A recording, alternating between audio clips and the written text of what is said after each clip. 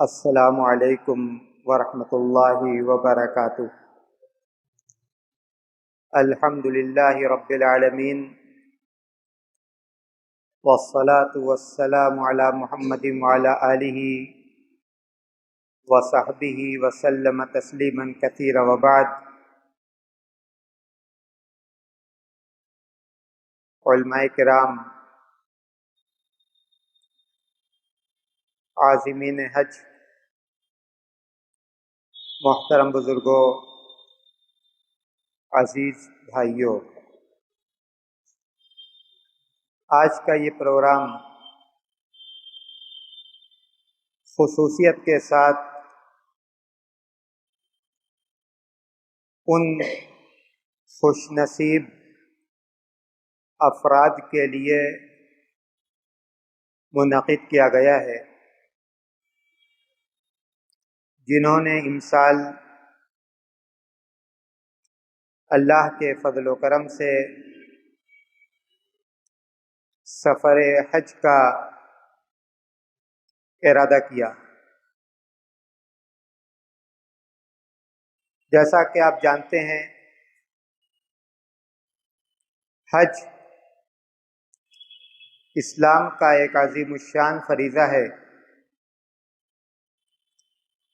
علماء لکھتے ہیں کہ اس فریضے کو ادا کر کے ایک مسلمان اپنے دین کو مکمل کرتا ہے، اس لیے کہ ہم جس دین کو مانتے ہیں، اسلام، اس کے 5 ارکان ہیں: اللہ کی توحید اور اللہ کے رسول صلی اللہ علیہ وسلم کی رسالت کی شہادت اور اقرار، نماز قائم کرنا، زکوٰۃ ادا کرنا، رمضان کے روزے رکھنا، اور صاحب استطاعت کے لیے اللہ کے گھر کا حج کرنا۔ تو خوش نصیب ہیں وہ افراد جن کو اللہ تبارک و تعالیٰ نے یہ سعادت نصیب فرمائی کہ اللہ تبارک و تعالیٰ کے گھر کے حج کی انہیں توفیق ملی، یا اللہ کے گھر کے حج کی وہ نیت اور ارادہ رکھتے ہیں، اور ان کے شرف کے لیے، ان کی فضیلت کے لیے، ان کے مقام کے لیے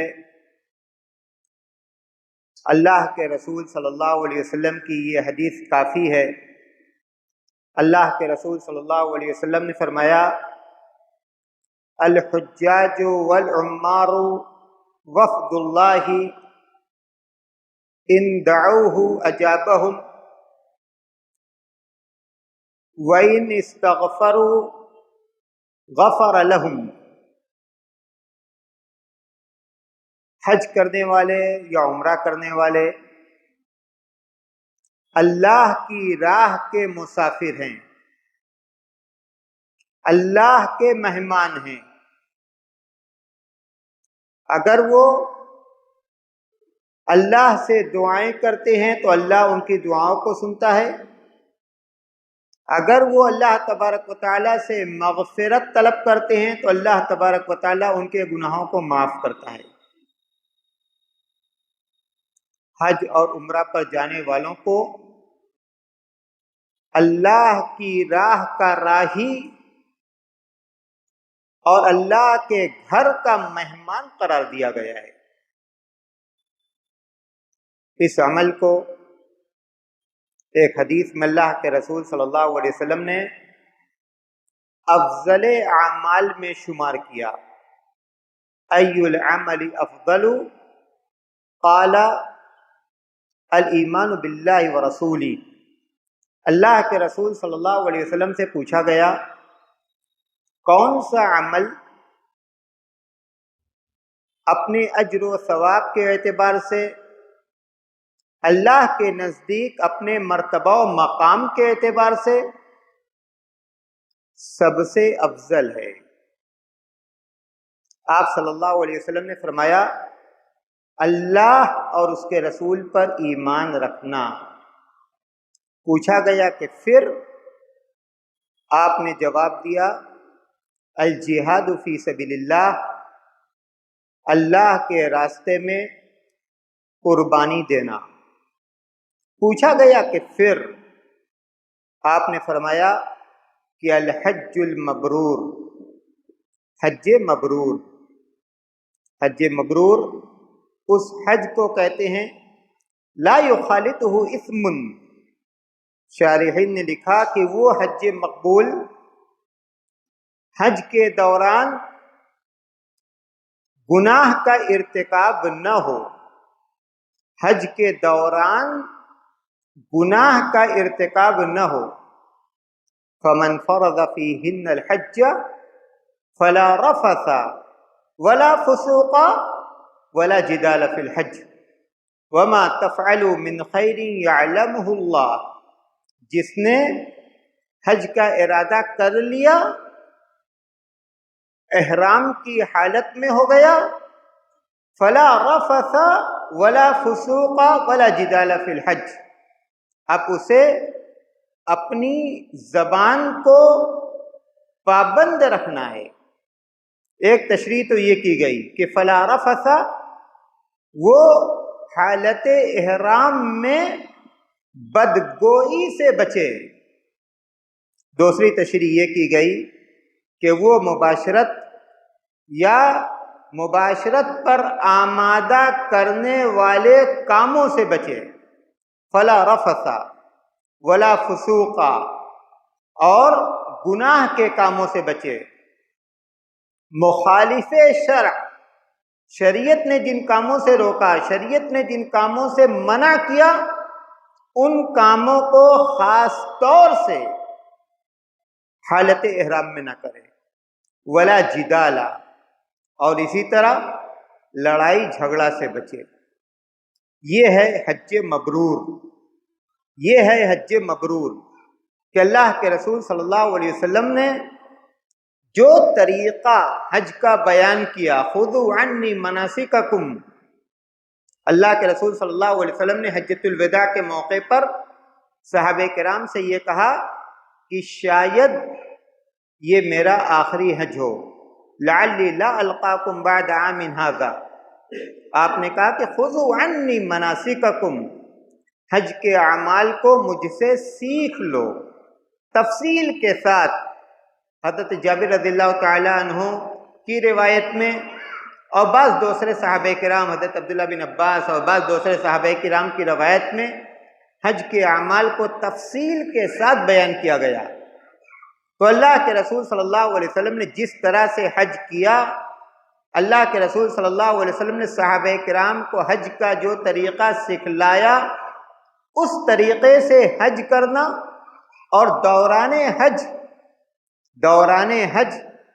خاص طور سے محظورات احرام، تفصیل آئے گی کہ احرام کی حالت میں آپ کو کن کاموں سے رکنا ہے، ان کاموں سے رکنا خاص طور سے، اور عموماً تمام قسم کے گناہوں سے رکنا، تب آپ کا حج مبرور ہوگا۔ اللہ کے رسول صلی اللہ علیہ وسلم نے فرمایا من حج ھذا البیت فلم یرفث ولم یفسق رجع من ذنوبہ کیوم ولدتہ امہ۔ جس نے اس گھر کا حج کیا، اللہ کے گھر کا حج، فلم یرفث، دوران حج اس نے حالت احرام میں مباشرت کے کام نہیں کیے، حالت احرام میں خاص طور سے اس نے اپنی زبان پر لگام لگائی، حالت احرام میں خاص طور سے وہ گناہوں کے کاموں سے بچا، رجع من ذنوبہ کیوم ولدتہ امہ۔ اللہ کے رسول صلی اللہ علیہ وسلم نے فرمایا وہ اپنے گناہوں سے اس طرح سے لوٹتا ہے گویا کہ اس کی ماں نے آج ہی اسے پیدا کیا، گناہوں سے تائب ہو کر، گناہوں سے پاک و صاف ہو کر، جس طرح سے ایک معصوم بچہ رہتا ہے جس کے دامن پر گناہ کا کوئی بھی داغ اور کوئی بھی دھپا نہیں، اس طرح وہ گناہوں سے لوٹتا ہے۔ لیکن اس کے لیے ہمیں کیا کرنا ہوگا؟ اللہ کے رسول صلی اللہ علیہ وسلم نے فرمایا کہ العمرۃ الی العمرہ کفارۃ لما بینہما والحج المبرور لیس لہ جزاء الا الجنہ۔ ایک عمرہ سے دوسرا عمرہ اپنے درمیان کے گناہوں کا کفارہ ہے۔ شارحین کہتے ہیں کہ اس سے مراد یہ ہے کہ جو صغائر ہیں، چھوٹے گناہ ہیں، ایک عمرہ سے دوسرا عمرہ درمیان میں جو صغائر ہوئے، چھوٹے گناہ ہوئے، ان کا کفارہ ہے۔ لیکن جو بڑے گناہ ہیں، ان بڑے گناہ کے لیے توبہ ضروری ہے، ان بڑے گناہ کے لیے توبہ ضروری ہے۔ شارحین نے یہ بھی لکھا کہ جب انسان مسلمان عمرہ کرتا ہے، حج کرتا ہے، اس کا یہ عمرہ، اس کا یہ حج اس کے صغائر کو معاف کرتا ہے، تو اللہ تبارک و تعالیٰ اس کے دل میں رقت پیدا کرتا ہے، اللہ اس کے دل میں نرمی پیدا کرتا ہے، اللہ تبارک و تعالیٰ اسے توفیق دیتا ہے، اسے توفیق دیتا ہے کہ وہ اپنے بڑے گناہوں سے توبہ کرے۔ تو اس طرح سے اس کا یہ عمل، اس طرح سے اس کا یہ عمل اس کی توبہ کی راہ کو ہموار کرتا ہے، توبہ کی طرف اسے لے جاتا ہے، توبہ کی رغبت اس کے دل میں پیدا کرتا ہے، اور اس کی نیکی، اس کا عمرہ، اس کا حج صغیرہ سے تو کفارے کا ذریعہ بنتا ہے، لیکن ساتھ ساتھ اس کی توبہ کا بھی ذریعہ بنتا ہے، اور وہ توبہ اس کے بڑے گناہوں کی معافی کا کفارہ ہوتا ہے، کفارہ ہوتی ہے۔ اللہ کے رسول صلی اللہ علیہ وسلم نے ایک حدیث کے اندر فرمایا، تابعوا بین الحج والعمرہ فإنہما ینفیان الفقر والذنوب کما ینفی الکیر خبث الحدید والذہب والفضہ۔ حج اور عمرہ ایک دوسرے کے بات کرو۔ شارحین نے کہا کہ اس کا ایک مطلب تو یہ ہے کہ کسی نے حج کیا تو حج کے بعد عمرہ کر لے، کسی نے عمرہ کیا عمرہ کے بعد حج کر لے، لیکن دوسرا مطلب یہ ہے کہ کسی کو اللہ تبارک و تعالیٰ نے حج کی توفیق دی، 1 سال گزر گیا، 2 سال گزر گیا، 6 مہینہ گزر گیا، 8 مہینہ گزر گیا، اس کے دل میں یہ بات نہ آئے کہ ہم نے تو حج کر لیا، ہمارا حج ہمارے لیے کافی ہے، اس کا دل حج اور عمرہ کے عمل سے لگا رہے، اس کا دل حج اور عمرہ کے عمل سے لگا رہے۔ اس نے حج کیا، کچھ مہینوں کے بعد، کچھ سالوں کے بعد، پھر اس کے دل میں یہ بات ہے کہ چلو ہمیں عمرہ کرنا چاہیے، اس نے عمرہ کیا، 2-3 سال کے بعد اس کے دل میں پھر یہ بات آئے کہ ہمیں حج کرنا چاہیے، اس طرح سے وہ حج کے بعد عمرہ، عمرہ کے بعد حج کرتا رہے۔ بعض شارحین نے لکھا کہ اس حدیث کا یہی مفہوم زیادہ راجح ہے، اس لیے کہ آگے اللہ کے رسول صلی اللہ علیہ وسلم نے فرمایا کہ فَإِنَّهُمَا يَنْفِيَانِ الْفَقْرَ وَالذُّنُوبَ، یہ دونوں چیزیں یعنی عمرہ اور حج يَنْفِيَانِ الْفَقْرَ وَالذُّنُوبَ، فقر و فاقہ کو دور کرنے والا عمل ہے۔ حج اور عمرہ کا جو عمل ہے وہ خرچیلا عمل ہے۔ آدمی کے ذہن میں یہ بات آتی ہے، شیطان یہ بات ڈالتا ہے کہ ابھی تو یہ کام ہے، ابھی تو وہ کام ہے، ہم جائیں گے تو اتنا پیسہ خرچ ہو جائے گا، شیطان اس طرح سے اس کو گمراہ کرتا رہتا ہے۔ لیکن اللہ کے رسول صلی اللہ علیہ وسلم کی بشارت دیکھیے، اللہ کے رسول صلی اللہ علیہ وسلم فرماتے ہیں کہ فَإِنَّهُمَا يَنْفِيَانِ الْفَقْرَ وَالذُّنُوبَ، یہ حج اور عمرہ فقر و فاقہ کو دور کرتے ہیں۔ گویا حج اور عمرہ کے ذریعے سے مال میں، حج اور عمرہ کے ذریعے سے کاروبار میں اللہ تبارک و تعالیٰ برکت دیتا ہے۔ والذنوب، اور اسی طرح حج اور عمرہ کے ذریعے سے اللہ تبارک و تعالیٰ گناہوں کو معاف کرتا ہے۔ حج اور عمرہ کے ذریعے سے اللہ تبارک و تعالیٰ گناہوں کو معاف کرتا ہے۔ تو ایک تو اس کا فائدہ یہ ہے کہ کاروبار میں اللہ تبارک و تعالیٰ خیر و برکت دیتا ہے۔ دوسرا فائدہ یہ ہے کہ یہ گناہوں کی معافی کا بڑا ذریعہ ہے۔ آگے اللہ کے رسول نے فرمایا کہ جس طرح سے بھٹی لوہا کے میل کو، سونا کے میل کو، چاندی کے میل کو دور کرتی ہے، اسی طرح سے حج اور عمرہ کرنے والے کے گناہ کی معافی کا ذریعہ بنتے ہیں۔ تو ان حدیث سے ہم اندازہ لگائیں کہ یہ عمل کتنا بابرکت ہے اور یہ عمل کتنے اجر و ثواب کا مستحق ہے، کتنے اجر و ثواب کا باعث ہے۔ جب اللہ کے رسول صلی اللہ علیہ وسلم نے فرما دیا کہ والحج المبرور لیس لہ جزاء الا الجنہ، کہ حج مبرور کا بدلہ جنت ہی ہے، حج مبرور کا بدلہ جنت ہی ہے، تو اس سے بڑا اجر اور اس سے بڑا ثواب ایک مسلمان کو اور کیا چاہیے کہ اللہ کے رسول صلی اللہ علیہ وسلم حج اور حج مبرور کرنے والے کو جنت کی بشارت دے رہے ہیں۔ جو لوگ سفر حج پر جاتے ہیں، علماء نے ان کے بارے میں بہت سارے آداب ذکر کیے ہیں۔ وقت اس بات کی اجازت نہیں دیتا کہ تفصیل میں جایا جائے، لیکن جو باتیں بہت ضروری ہیں میں بہت اختصار کے ساتھ ان ضروری باتوں پر روشنی ڈالنا چاہتا ہوں۔ پہلی بات تو یہ ہے کہ جب حج پر جانے والا، حج کا ارادہ رکھنے والا حج کے سفر کی تیاری شروع کرتا ہے تو سوال یہ پیدا ہوتا ہے کہ وہ کس عمل سے اس سفر کی تیاری شروع کرے، کس عمل سے اس سفر کی تیاری شروع کرے۔ سب سے پہلے تو اس کو اپنی نیت میں اخلاص پیدا کرنا چاہیے کہ خالص اللہ کی رضا کے لیے، خالص اللہ کی رضا کے لیے وہ یہ سفر کرے، ریا نہ ہو، نمود نہ ہو، شہرت کا جذبہ نہ ہو، اس طرح کی جو چیزیں ہیں، اس طرح کی چیزوں سے پرہیز کرے، اپنی نیت کے اندر اخلاص پیدا کرے۔ دوسری بات یہ ہے کہ حج کے مسائل اور احکام کو جانے اور سیکھے، علماء کی صحبت اختیار کرے، اس سلسلے کی کتابوں کو پڑھے تاکہ اس کا حج اللہ کے رسول صلی اللہ علیہ وسلم کی سنت کے مطابق ادا ہو۔ تیسری بات یہ ہے جو بہت ضروری بات ہے اور جس سلسلے میں اب غفلت برتی جا رہی ہے کہ حج پر جانے سے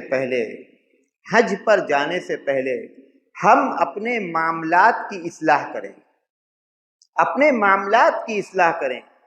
اس دنیا کے اندر لوگوں کے معاملات دوسروں سے رہتے ہیں، دنیاوی مسائل کو لے کر ان سے اختلاف ہے، ان سے اختلاف ہے، ان سے بات چیت بند ہے، ان سے تعلقات منقطع ہے۔ یہ بہترین موقع ہے، یہ بہترین موقع ہے کہ ہم اس موقع پر اپنے معاملات کو سدھاریں۔ کسی کا ہمارے اوپر قرض ہے، ہم اس قرض کو ادا کریں۔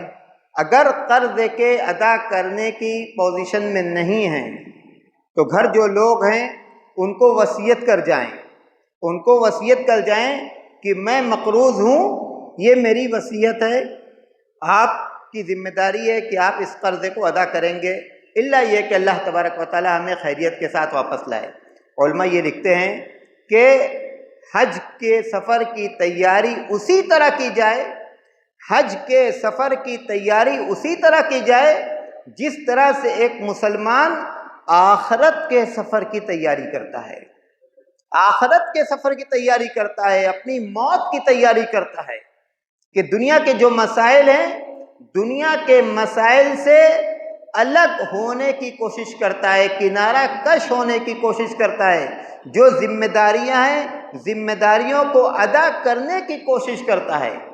تو یہ بہت ضروری چیز ہے کہ معاملات کی اصلاح کی جائے، حج پر جانے سے پہلے معاملات کی اصلاح کی جائے، قرض ادا کیا جائے، امانتیں لوٹائی جائیں، تعلقات کو سدھارا جائے، دنیا کے معاملات کو ختم کیا جائے۔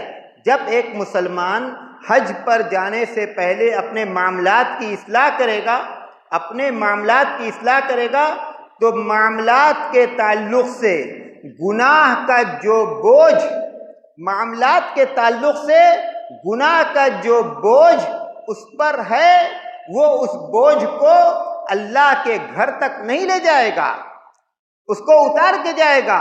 جب اس کو اتار کے جائے گا تو اللہ تبارک و تعالیٰ بھی یہ دیکھے گا کہ اب میرا بندہ اس لائق ہو گیا کہ وہ حج کے سفر سے لوٹ کر اسی طرح سے آئے جس طرح سے اس کی ماں نے اسے پیدا کیا ہے، جس طرح سے اس کی ماں نے اسے پیدا کیا ہے۔ آج حالات کیا ہیں؟ حج پر جانے سے پہلے جو حالات تھے، حج پر جانے سے پہلے جو معاملات تھے، حج سے واپس آنے کے بعد بھی اسی طرح کے معاملات ہیں، بلکہ لا قدر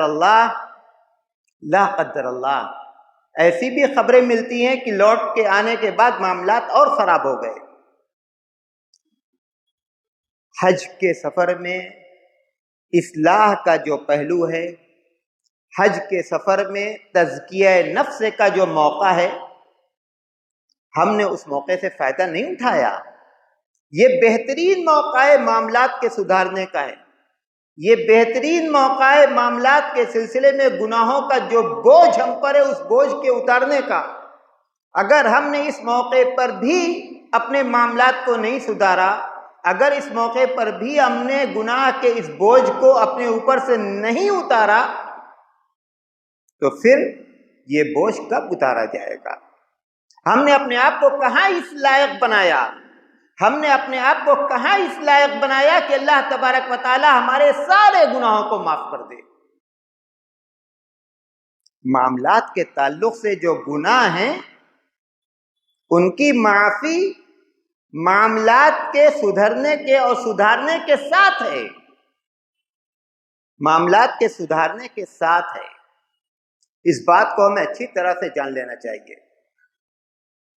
ایک اور بات جس کے بارے میں لوگ غلط فہمی کے شکار ہیں اور غلط فہمی پھیلائی جاتی ہے، وہ یہ ہے کہ ہم بلاد حرمین جا رہے ہیں۔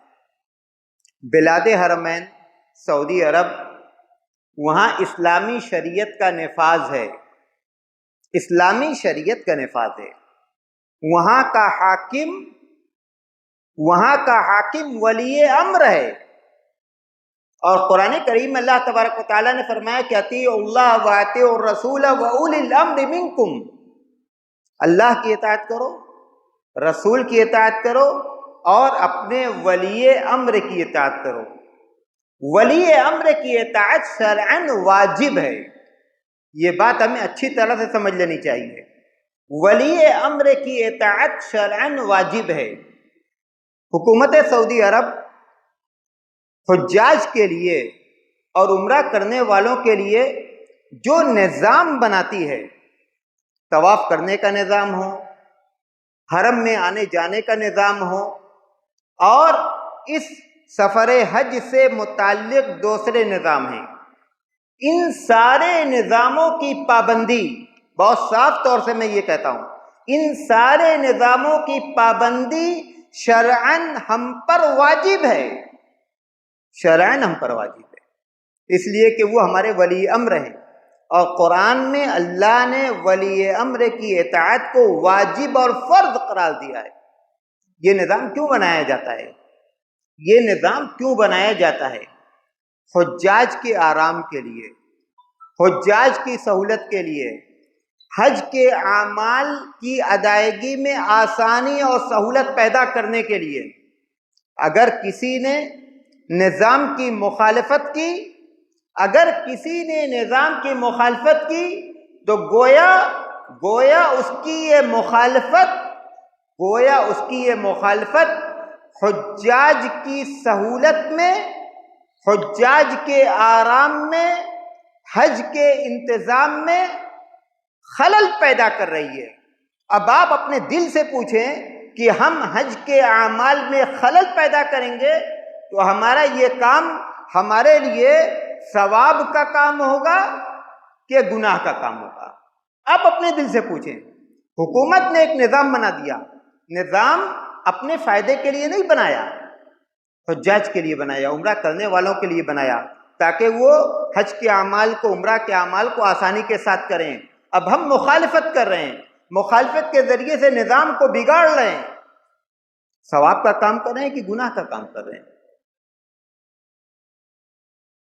حج کے سفر میں، حج کا یہ سفر محنت کا سفر ہے، مشقت کا سفر ہے، قدم قدم پر، جگہ جگہ آپ کو صبر سے کام لینا ہوگا۔ آپ صبر کیجئے، آپ اپنی زبان بند رکھیے، خواہ مخواہ نظام پر اور حکومت پر تنقید مت کیجئے، خواہ مخواہ نظام پر اور حکومت پر تنقید مت کیجئے۔ جو نظام کو بناتا ہے، جو نظام کو چلاتا ہے، نظام کی تفصیلات کو، نظام کی مجبوریوں کو، نظام کی باریکیوں کو وہ سمجھتا ہے، وہ سمجھتا ہے، ہم نہیں سمجھتے۔ اور اسی کے ساتھ ساتھ بہت سارے ایسے مواقع آتے ہیں جہاں ہمیں ایثار سے کام لینا ہوگا، ایثار سے۔ کہیں کوئی مریض ہے، کہیں کوئی بیمار ہے، کہیں کوئی بوڑھا ہے، پہلے ہم اس کو جانے دے دیں، پہلے ہم اس کو سواری پر بیٹھا دیں۔